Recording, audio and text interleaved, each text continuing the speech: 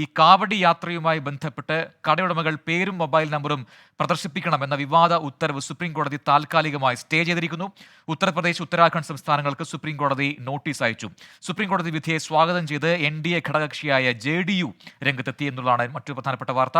ബൽറാം നെടുങ്ങാടി നൽകും ഡൽഹിയിൽ നിന്ന് കൂടുതൽ വിവരങ്ങൾ. ബൽറാം, ഇത്തവണത്തെ ഈ കാവടി യാത്രയുമായി ബന്ധപ്പെട്ടാണ് ഒരേ സമയത്ത് തന്നെ ഒരേ രീതിയിൽ അത് രാഷ്ട്രീയമായും ഒരു വാർത്തയായി, പുതിയ വാർത്തയായി വരുന്നത്, വിവാദമായി വരുന്നത്. ഇപ്പോൾ സുപ്രീം കോടതി ആ വിവാദ ഉത്തരവിന് താൽക്കാലിക സ്റ്റേ കൊണ്ടുവന്നിരിക്കുന്നു. എന്തൊക്കെ നിരീക്ഷണങ്ങൾ കോടതിയുടെ ഭാഗത്തുനിന്നുണ്ടായി?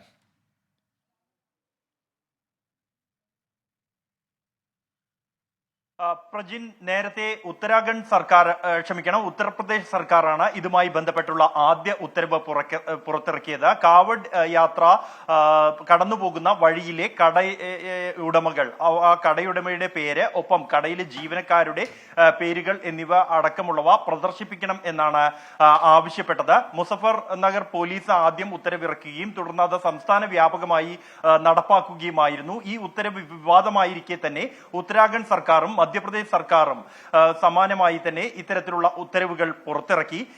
ഇതിനെതിരെ വ്യാപക വിമർശനങ്ങൾ, പ്രത്യേകിച്ചും NDA ഘടകകക്ഷികളായ JDU, RLD എന്നിവർ അടക്കം ഇതിനെതിരെ വിമർശനവുമായി രംഗത്തെത്തിയിരുന്നു.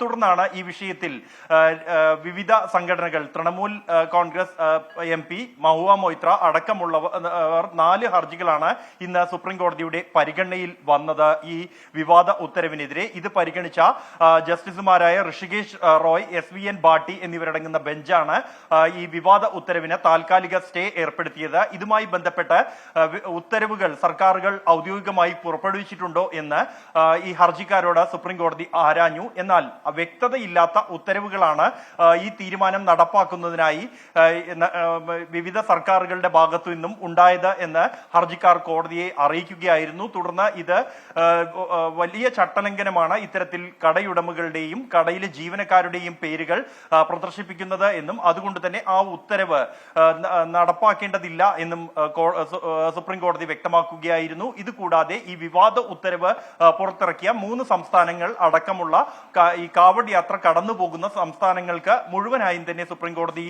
നോട്ടീസ് അയക്കാൻ തീരുമാനിച്ചിരിക്കുകയാണ്. വരുന്ന വെള്ളിയാഴ്ച ഈ കേസ് വീണ്ടും പരിഗണിക്കും. നെടുങ്ങാടിയാണ് ഡൽഹിയിൽ നിന്ന് വിശദാംശങ്ങൾ നൽകിയത്.